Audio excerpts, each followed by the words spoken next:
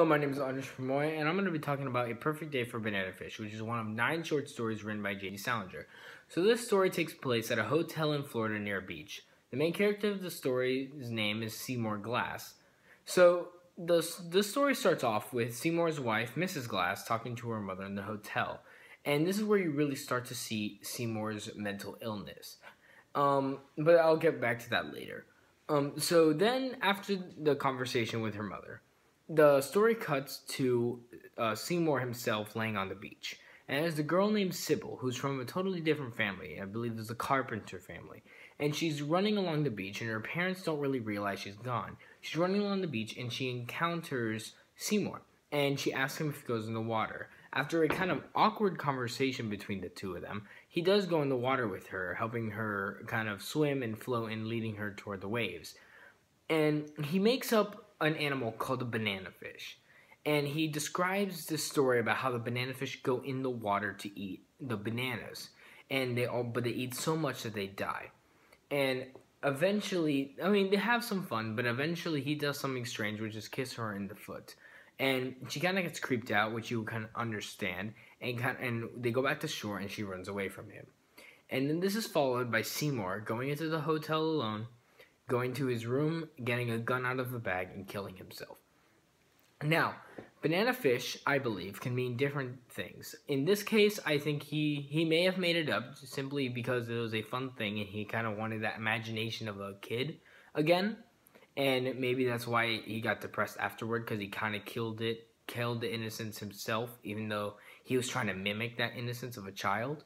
But banana fish can also mean different things. I think it either means soldiers, it can mean Seymour himself, it can mean kids themselves, or kind of like doctors or families of PTSD family members, or victims of PTSD.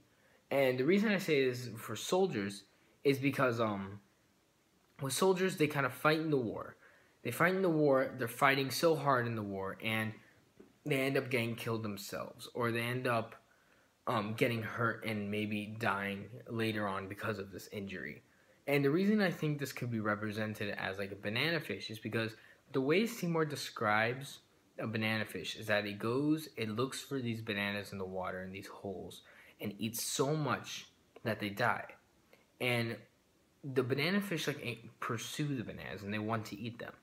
And so I think with a soldier you can say that they want to fight for their country, they want to do this and they want to pursue this, but they fight so much and they do so much that they get hurt in the process and they die in the process. The reason I think it'd be Seymour himself is that because with the innocence argument, he made up the concept of banana fish, and he was playing with the girl. He was just talking and messing around with her. But he killed her innocence in a sense, or he destroyed that relationship that they could have had, or that they had for that short time just playing, by doing kind of a creepy thing that would be interpreted as a kid, but which is kissing her in the foot. Usually someone won't do that. It's a bit of a strange thing, especially if you don't know them and they're total strangers.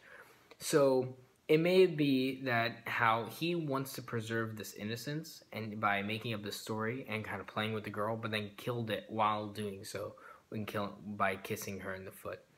And so this kind of shows how he pursued preserving the innocence, but killed himself because he went so far. Then I say it can represent kids, because kids themselves try to pursue new things. They explore a lot. They do a lot of things that they don't know if they're interested in, and they try pushing themselves. But they do so much that they destroy their own innocence. They find out too much sometimes, and sometimes they will regret that and make a decision they don't want. They will regret later. And so this also is like the banana fish, because they pursue something. They pursue, they're curious. They pursue new things. They pursue new concepts. But they end up killing their own innocence, in a sense. They kill their own imagination, curiosity. They become complacent. They can become content with whatever they have eventually. And then I said a banana fish also represents like doctors or family members of PTSD victims.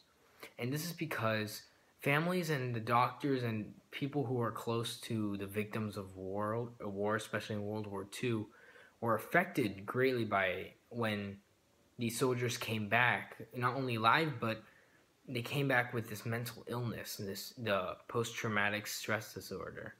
It became very hard, and it ripped families apart, and it was hard. It was hard for them because they had sacrificed so much. There was the rationings. There was their son being gone for so long, or their husband being gone for so long, or father being gone for so long, fighting in war, risking his life, and then coming back and suffering even more than he may have because of this disorder that was caused by the war.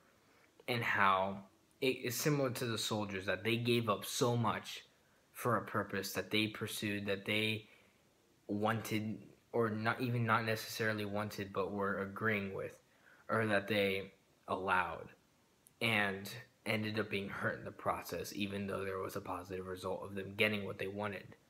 They won the war, they came back alive just like they wanted, but they did not want this illness to come back with them and haunt them and affect them in the way they did. Also, the banana fish itself doesn't have to necessarily be a physical thing or a person. It could be a verb too. So in the title, A Perfect Day for Banana Fish. Banana fish could, I think, be used as a verb in this case as like to kill almost, or to be killed, because with the example of the banana fish that Seymour made up, it killed itself in a sense because it ate so much. It went in the hole, ate so many bananas that it died, because it couldn't get out of the hole and it would just die. And in the story, Seymour kills himself at the end of the story. And if it's a perfect day for a banana fish, it could mean like a perfect day for death, or a perfect day to kill oneself. And if this were so, that would explain kind of the plot of the story, how he kills himself at the end, and it would foreshadow this event if banana fish was interpreted as this.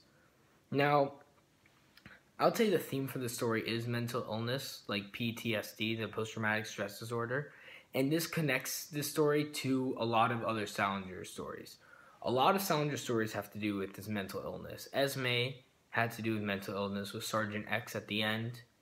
And then a lot of his stories had to do with this mental illness and coming back. The Last Furlough had to do with the kids coming back, and not necessarily mental illness as effect, but it showed how the families were affected by this a lot. And it's kind of one of those overarching themes, as you can see throughout the different Salinger stories. I think the conflict in the story would be man versus self, with Seymour especially, because Seymour is kind of fighting this disease, this illness that we cannot understand, that only he can't understand it himself. No one can really understand what he's going through, and except him, but he's not in the state to even comprehend what's happening to himself. So, because he's so traumatized from the war. But it also could be this man versus society, in the sense that it's his family and those around him versus him, because it's possible that with this illness he can become dangerous, or he can become harmful to others that he loves or that are close to him because of something that reminds him of the war. For example, when, as I mentioned a little bit earlier, when Mrs. Glass's mom talks about the trees, it could show how these trees could trigger something in his memory about the war. They could trigger something about violence and a horrible memory he had, and he could lash out because of it. So this story, really, I wouldn't necessarily recommend this story if you were trying to get like a pleasure read, or trying to or on a day you're bored and you have nothing else to read and you just want to read something that's entertaining. I do think it is a very good story in the sense that it portrays its message very well, and that it's rather easy to get the point of it and the kind of story behind it. But I definitely would not recommend this if you just want to read something for the fun of it. Thank you.